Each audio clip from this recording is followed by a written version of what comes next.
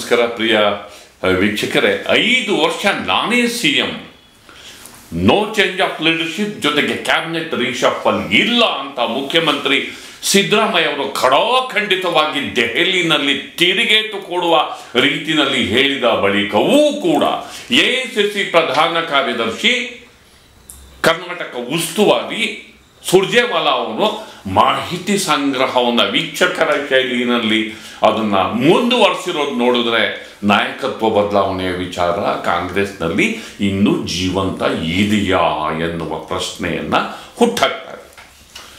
ಇದಕ್ಕೆ ಪೂರಕವಾಗಿ ಎನ್ನುವಂತೆ ಈ ತಿಂಗಳ ಅಂತ್ಯಕ್ಕೆ ರಾಹುಲ್ ಗಾಂಧಿ ಅವರ ಸಮ್ಮುಖದಲ್ಲಿ ಸಿಎಂ ಮತ್ತು ಡಿಸಿಎಂ ಒಟ್ಟಿಗೆ ಸಭೆ ಅಥವಾ ಬೇರೆ ಬೇರೆ ಸಭೆ ನಡೆಯುವ ಸಾಧ್ಯತೆಗಳು ಹೆಚ್ಚಿದ್ದು, ಆ ಹೊತ್ತಿಗೆ ಸುರ್ಜೇವಾಲಾ ಸಿದ್ಧಪಡಿಸುವ ವರದಿ ಎಷ್ಟರ ಮಟ್ಟಿಗೆ ವೇಗವರ್ಧಕವಾಗಿ ಕೆಲಸ ಮಾಡುತ್ತದೆ ಅನ್ನೋದು ಕೂಡ ಅಷ್ಟೇ ಮುಖ್ಯವಾಗಿದೆ. ಹಾಗಾದರೆ ಕರ್ನಾಟಕ ಕಾಂಗ್ರೆಸ್ ಅಲ್ಲಿ ಏನೆಲ್ಲ ಆಗ್ತಾ ಇದೆ ಈ ಬಗ್ಗೆ ಇಂದಿನ ಮಾತು ಮಂಥನ ಸ್ನೇಹಿತರೆ. ಶ್ರೀ ಸಾಯಿ ಗೋಲ್ಡ್ ಪ್ಯಾಲೇಸ್ ನಲ್ಲಿ ಆಷಾಢ ಮೆಗಾ ಆಫರ್, ತಪ್ಪದೇ ಬರ್ತೀರಲ್ಲ ಗೆಳೆಯರೆ. ಎಐಸಿಸಿ ಪ್ರಧಾನ ಕಾರ್ಯದರ್ಶಿ ಸುರ್ಜೇವಾಲಾ ಅವರು ಮತ್ತೆ ತಮ್ಮ ಮಾಹಿತಿ ಸಂಗ್ರಹದ ಮತ್ತು ಶಾಸಕರ ಜೊತೆ ಮುಖಾಮುಖಿ ಮಾತುಕತೆಯ, ಸಚಿವರ ಜೊತೆ ಮುಖಾಮುಖಿ ಮಾತುಕತೆಯ ಪ್ರಕ್ರಿಯೆಯನ್ನು ಮುಂದುವರಿಸಿದ್ದಾರೆ. ದೆಹಲಿನಲ್ಲಿ ಮುಖ್ಯಮಂತ್ರಿ ಸಿದ್ದರಾಮಯ್ಯ, ನಾನೇ 5 ವರ್ಷ ಸಿಎಂ, ನನ್ನ ಬದಲಾವಣೆ ಇಲ್ಲ, ಯಾವುದೇ ಒಪ್ಪಂದ ಆಗಿಲ್ಲ, DK ಶಿವಕುಮಾರ್ ಅವರಿಗೆ ಶಾಸಕರ ಬೆಂಬಲ ಇಲ್ಲ ಅಂಥೇಳಿ ಬಹಿರಂಗವಾಗಿ ಘೋಷಿಸಿ, ಸಚಿವ ಸಂಪುಟ ಪುನರ್ರಚನೆಯೂ ಇಲ್ಲ ಎಂದು ಬಹಿರಂಗವಾಗಿ ತಿಳಿಸಿ ಹೈಕಮಾಂಡ್ಗೆ ಸಂದೇಶ ರವಾನೆ ಮಾಡಿದ ಬಳಿಕವೂ ಕೂಡ ಎಐಸಿಸಿ ಪ್ರಧಾನ ಕಾರ್ಯದರ್ಶಿ ಸುರ್ಜೇವಾಲಾ ವೀಕ್ಷಕರ ರೀತಿಯಲ್ಲಿ, ಅಬ್ಸರ್ವರ್ಸ್ ರೀತಿಯಲ್ಲಿ ಬಂದು ಮಾಹಿತಿ ಸಂಗ್ರಹ ಮಾಡ್ತಿದಾರಲ್ಲ. ಹಾಗಾದ್ರೆ ಇದರ ಅರ್ಥ ಏನು ಅನ್ನೋದೇ ಇದೀಗ ಕಾಂಗ್ರೆಸ್ ಆಂತರಿಕ ವಲಯದ ಮುಖ್ಯ ಪ್ರಶ್ನೆ. ಒಂದು, ಈ ಎಲ್ಲ ವಿದ್ಯಮಾನಗಳಿಗೆ ತೆರೆ ಬೀಳಬೇಕಿತ್ತು. ರಾಹುಲ್ ಗಾಂಧಿ ಅವರು, ಸೋನಿಯಾ ಗಾಂಧಿ ಅವರು, ಖರ್ಗೆ ಅವರು ಕರೆದು ಮಾತಾಡೋವರೆಗೂ ಕಾಯಬೇಕಿತ್ತು. ಅಥವಾ ಕಾಂಗ್ರೆಸ್ ಅಲ್ಲಿ ಯಾವುದೇ ಭಿನ್ನಮತ ಇಲ್ಲ ಅಂತ ಒಂದು ಸ್ಟೇಟ್ಮೆಂಟ್ ಅನ್ನು ಮಾಡಿ ಅವ್ರ ಪಾಡಿಗೆ ಅವ್ರು ಇರಬೇಕಾಗಿತ್ತು. ಸುರ್ಜೇವಾಲಾ ಹೇಳ್ತಿರೋದು ಇನ್ಸ್ಟಿಟ್ಯೂಷನಲ್ ಎಕ್ಸರ್ಸೈಸ್, ಅಂದ್ರೆ ಪಕ್ಷ ಸಂಘಟನೆ ಕುರಿತಂತೆ ನಾವು ಪ್ರಕ್ರಿಯೆಯನ್ನು ನಡೆಸಿದ್ದೇವೆ ಅಂತ ಹೇಳ್ತಾರೆ. ಆದರೆ ಇವರು ನಡೆಸಿರೋದು ಆಡಳಿತಕ್ಕೆ, ಇವರು ನಡೆಸಿರೋದು ಪೊಲಿಟಿಕಲ್ ಒಪಿನಿಯನ್ ಸಂಗ್ರಹ ಮಾಡ್ತಿರೋದು, ರಾಜಕೀಯ ಅಭಿಪ್ರಾಯದ ಸಂಗ್ರಹವನ್ನ ಮಾಡ್ತಿರೋದು. ಹೇಳ್ತಿರೋದು ಒಂದು ಸುರ್ಜೇವಾಲಾ, ಮಾಡ್ತಿರೋದು ಮತ್ತೊಂದು. ಅಂದ್ರೆ ಎಲ್ಲ ಒಂದ್ ಕಡೆ ರಾಜ್ಯದಲ್ಲಿ ಕರ್ನಾಟಕ ಕಾಂಗ್ರೆಸ್ ಅಲ್ಲಿ ಈ ಕಣ್ಣ ಮುಚ್ಚಾಲೆಯ ತಂತ್ರ ಮಾಡ್ತಿರೋರೆ, ಚದುರಂಗದ ದಾಳಗಳನ್ನ ಉರುಳಿಸ್ತಾ ಇರೋರೇ ಈ ಸುರ್ಜೇವಾಲಾ ಅವರ. ಮತ್ತೆ ಇತ್ತೀಚೆಗೆ ಉರುಳಿಸಿದ ಅವರ ಚದುರಂಗದ ದಾಳ ಮುಖ್ಯಮಂತ್ರಿಗಳ ಪ್ರತಿದಾಳದ ಕಾರಣಕ್ಕೋಸ್ಕರ ವಿಫಲ ಆಯ್ತಾ? ಇಂಥದ್ದೊಂದು ಮುಖ್ಯವಾದಂತಹ ಪ್ರಶ್ನೆ ಕರ್ನಾಟಕ ಕಾಂಗ್ರೆಸ್ ಪಕ್ಷದ ಕಾರಿಡಾರ್ನಲ್ಲಿ ಸಾಕಷ್ಟು ಚರ್ಚೆಗೆ ಈಡಾಗ್ತಾ ಇದೆ.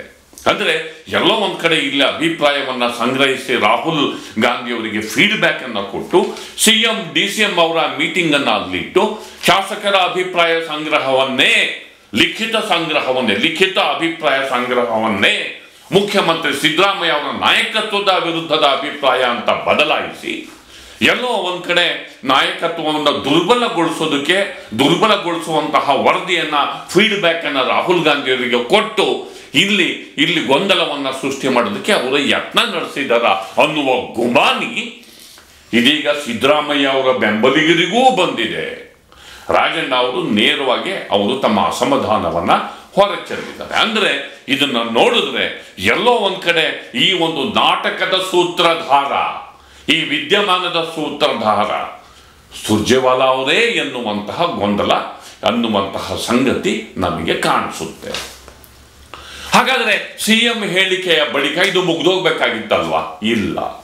ರಾಹುಲ್ ಗಾಂಧಿ ಅವರು ಈ ತಿಂಗಳ ಅಂತ್ಯಕ್ಕೆ ಈ ಇಬ್ಬರೂ ನಾಯಕರ ಸಭೆಯನ್ನ ಕರೆಯುವ ಸಾಧ್ಯತೆ ಇದ್ದು, ಇವರಿಬ್ಬರನ್ನೂ ದೆಹಲಿಗೆ ಬರುವಂತೆ ಅವ್ರನ್ನ ಕರೆಸುವ ಸಾಧ್ಯತೆ ಇದ್ದು, ಅದು ಯಾಕಾಗಿ ಎನ್ನುವಂತಹ ಕುತೂಹಲ ಸಾಕಷ್ಟು ಚರ್ಚೆಗೆ, ಬಹಳಷ್ಟು ಕೌತುಕಕ್ಕೆ ಅದು ಕಾರಣ ಆಗಿದೆ.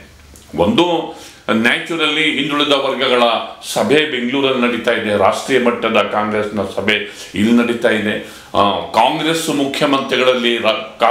ಮುಖ್ಯಮಂತ್ರಿಗಳಲ್ಲಿ ಸಿದ್ದರಾಮಯ್ಯ ಅವರೊಬ್ಬರೇ ಹಿಂದುಳಿದ ವರ್ಗಕ್ಕೆ ಸೇರಿದಂತಹ CM ಆಗಿದ್ದಾರೆ.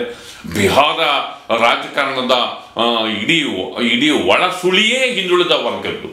ಇಂಥ ಸಂದರ್ಭದಲ್ಲಿ ಹಿಂದುಳಿದ ವರ್ಗಗಳ ನಾಯಕನ ಬದಲಾವಣೆಯ ಪ್ರಸ್ತಾಪವೇ ಇಡೀ ವ್ಯವಸ್ಥೆಯ ಮೇಲೆ ಒಂದು ರೀತಿಯಲ್ಲಿ ಪರಿಣಾಮವನ್ನು ಬೀರುತ್ತೆ. ಇಂಥ ಸ್ಥಿತಿಯಲ್ಲಿ ರಾಹುಲ್ ಗಾಂಧಿ ಇಬ್ಬರು ನಾಯಕರಿಗೆ ಯಾವ ಡೈರೆಕ್ಷನ್ಸ್ ಅನ್ನ ಕೊಡಬಹುದು, ಏನನ್ನ ಹೇಳಬಹುದು, ಜೊತೆಗೆ ಸೋನಿಯಾ ಗಾಂಧಿ ಅವರು ರಾಹುಲ್ ಗಾಂಧಿ ಅವರ ಮೂಲಕ ಏನಾದರೂ ಸಂದೇಶವನ್ನ ಕೊಡ್ತಾರೆ. ಸೋನಿಯಾ ಗಾಂಧಿ ಅವರ ತೀರ್ಮಾನ ಈ ಕ್ರೈಸಿಸ್ ಅಲ್ಲಿ ಅತ್ಯಂತ ಮಹತ್ವದ್ದಾಗಿದೆ. ಮತ್ತು ಇವೆಲ್ಲಕ್ಕಿಂತ ಹೆಚ್ಚಾಗಿ ನಮ್ಮವರೇ ಆದಂತಹ AICC ರಾಷ್ಟ್ರೀಯ ಅಧ್ಯಕ್ಷರಾದಂತಹ ಮಲ್ಲಿಕಾರ್ಜುನ ಖರ್ಗೆ ಅವರ ಅಭಿಪ್ರಾಯ ಕೂಡ ಅಷ್ಟೇ ಮುಖ್ಯವಾಗಿದೆ. ಅವರ ಅಭಿಪ್ರಾಯ ಏನು ಅನ್ನೋದು ಕೂಡ ಅಷ್ಟೇ ಮುಖ್ಯವಾಗಿದೆ. ಆದ್ದರಿಂದ ಎಲ್ಲೋ ಒಂದ್ ಕಡೆ ಎಲ್ಲ ಮುಗಿತು, ಎಲ್ಲೋ ಒಂದ್ ಕಡೆ ಕದನ ವಿರಾಮ ಆಯಿತು ಅನ್ನುವಾಗಲೇ ಕಾಂಗ್ರೆಸ್ ಅಲ್ಲಿ ಮತ್ತೆ ಗೊಂದಲ ಹೊಗೆ ಆಡ್ತಾ ಇದೆಯಲ್ಲ, ಇದು ಎಲ್ಲವೂ ಸರಿ ಇಲ್ಲ, ಅಥವಾ ಕಾಂಗ್ರೆಸ್ ಅಲ್ಲಿ ಆಂತರಿಕವಾಗಿ ಏನೋ ಆಗ್ತಿದೆ ಎನ್ನುವುದರ ಸೂಚನೆಯಾಗಿದೆ. ಒಟ್ಟಾರೆ ರಾಹುಲ್ ಗಾಂಧಿ ಅವರು ಒಂದು ವೇಳೆ ಈ ಇಬ್ಬರು ನಾಯಕರ ಸಭೆಯನ್ನ ಕರೆದ್ರೆ, ಹಾಗೇನೆ ಸುರ್ಜೇವಾಲಾ ಅವರ ಫೀಡ್ಬ್ಯಾಕು ಆಧರಿಸಿ ಅವರು ಏನಾದರೂ ರಾಜ್ಯದಲ್ಲಿ ಕೆಲವು ವ್ಯವಸ್ಥೆ ಬದಲಾವಣೆಗೆ ಒಂದು ವೇಳೆ ಕೈ ಹಾಕಿದರೆ ಅದು ಏನೆಲ್ಲ ಆಗ್ಬೋದು ಎನ್ನುವ ಪ್ರಶ್ನೆಯ ಜೊತೆ ನನ್ನ ಮಾತನ್ನು ಮುಗಿಸ್ತಿದ್ದೇನೆ. ದಯವಿಟ್ಟು ದಿ ಪೋಸ್ಟ್ ನೋಡಿ, ಲೈಕ್ ಮಾಡಿ, ಶೇರ್ ಮಾಡಿ, ಸಬ್ಸ್ಕ್ರೈಬ್ ಮಾಡೋದಕ್ಕೆ ಮರಿಬೇಡಿ ಗೆಳೆಯರೆ. ನಮಸ್ಕಾರ.